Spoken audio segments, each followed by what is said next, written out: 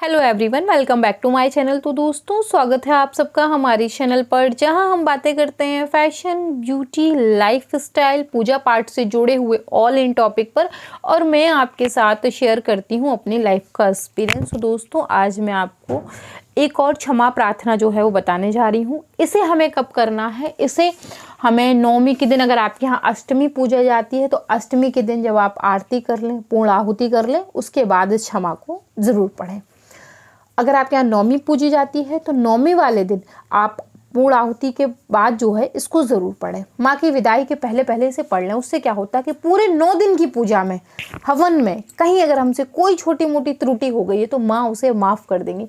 याद रखिए, जो व्यक्ति गलती करता है अगर वो उसकी क्षमा मांग लेता है तो इससे बड़ा जो है वो जीवन में पश्चाताप दूसरा और कोई होता ही नहीं, क्योंकि व्यक्ति को अपनी गलती का एहसास स्वयं से है। तो चलिए मैं आपको पढ़कर सुना देती हूँ। माँ, मैं मंत्र जानता हूँ। इसको ध्यान से सुनिएगा दोस्तों, इसको आप समझेंगे ना तो इसी में आपको समझ में आ जाएगा। माँ, मैं ना मंत्र जानता हूँ ना यंत्र। आहो, मुझे स्तुति का भी ज्ञान नहीं है, ना आवाहन का पता है ना ध्यान का। स्तोत्र और कथा की भी जानकारी नहीं है। ना तो तुम्हारी मुद्राएं जानता हूँ और ना मुझे व्याकुल होकर विलाप करना ही आता है, परंतु एक बात जानता हूँ, केवल तुम्हारा अनुसरण, तुम्हारे पीछे चलना, जो कि सब कलेशों को समाप्त, दुख विपत्तियों को हर लेने वाला है।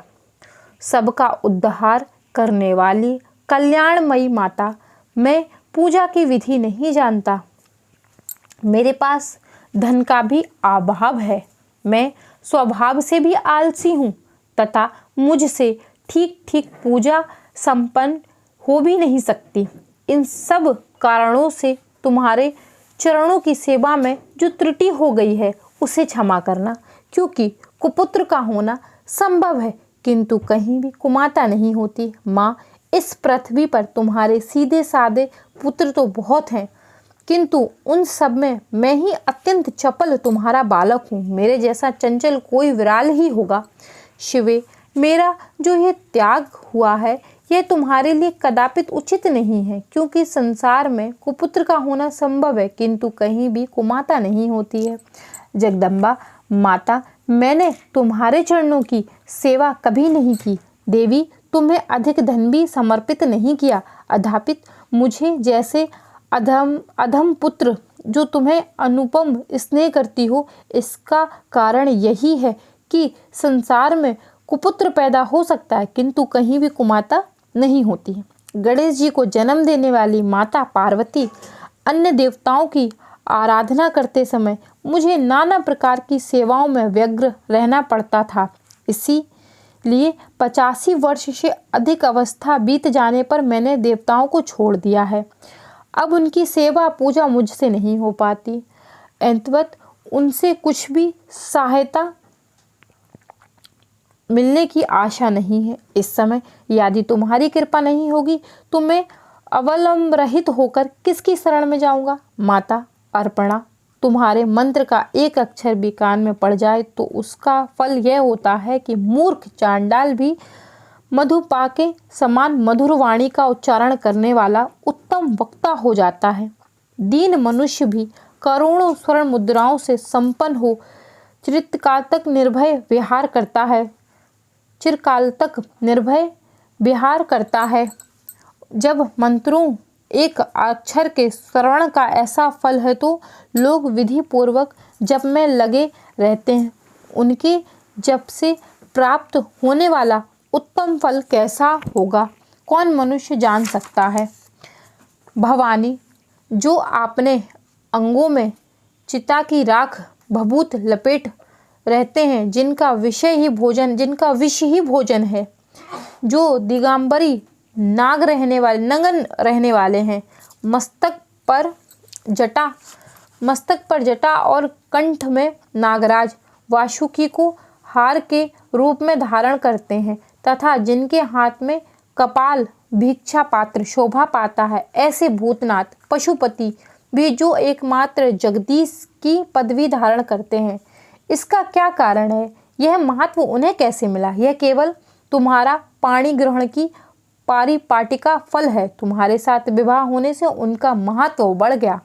मुख में चंद्रमा की शोभा धारण करने वाली माँ, मुझे मोक्ष की इच्छा नहीं है, संसार के वैभव की भी अभिलाषा नहीं है, न विज्ञान की अपेक्षा है, न सुख की आकांक्षा।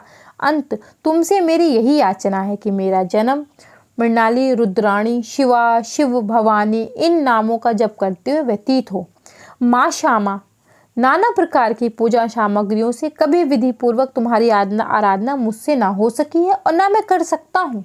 सदा कठोर भाव चिंतन करने वाली मेरी वाणी ने कौन सा अपराध है जो मैंने नहीं किया है। फिर भी तुम स्वयं ही प्रयत्न करके मुझे अनाथ पर जो किंचित कृपा दृष्टि रखती हो माँ, ये तुम्हारे ही योग्य है। तुम्हारी जैसी दयामयी माता ही मेरे जैसे कुपुत्र को भी आश्रय दे सकती है। माता दुर्गे, करुणा सिंधी महेश्वरी, मैं विपत्तियों में फंसकर आज से तुम्हारा स्मरण करता हूँ। पहले कभी नहीं करता था। ऐसे मेरी शर्ता ना मान लेना, क्योंकि भूखे प्यास से पीड़ित बालक माता का ही स्मरण करते हैं। जगदम्बा, मुझ पर जो तुम्हारी पूर्ण कृपा बनी हुई है, इसमें आश्चर्य की कौन सी बात है। पुत्र अपराध पर अपराध क्यों ना करता जाता हो, फिर भी माता उसकी अपेक्षा नहीं करती। महादेवी, मेरे समान कोई पातकी नहीं और तुम्हारे समान दूसरा कोई पाप हरणी नहीं। ऐसा जानकर जो उचित जान पड़े वह करें और मेरी समस्त पापों को, गलतियों को क्षमा करें। हे माँ, हमें क्षमा करें, हमारी गलतियों को क्षमा करें। सो ये जो क्षमा प्रार्थना है ये आपको पूर्ण आहुति के बाद पढ़नी है। इससे 9 दिन की पूजा में अगर कहीं कोई कमी हुई है, कोई हमसे गलती हो गई है, देखिए मनुष्य गलती स्वाभाविक होती रहती है, कोई भगवान नहीं है। अगर मनुष्य गलती नहीं करेगा तो भगवान बन जाएगा फिर। सो गलती स्वाभाविक है, लेकिन गलती की क्षमा मान लेना जो है वो पश्चाताप है, और हमें पश्चाताप समय समय पर ज़रूर करते रहना चाहिए। सो इस क्षमा प्रार्थना को आप ज़रूर पढ़िएगा, इससे आपको बहुत लाभ होगा। तो दोस्तों, आशा करती हूँ कि ये भी वीडियो आपको बहुत पसंद आई होगी। अगर ये आपको पसंद आई है तो बस आप वीडियो को लाइक करें, चैनल को सब्सक्राइब करें, फ्रेंड एंड फैमिली के साथ शेयर करना तो बिल्कुल भी मत भूलें। मैं मिलती हूँ विद अ न्यू वीडियो, तब तक के लिए हरे कृष्णा, राधे राधे, बाय बाय दोस्तों, बाय बाय।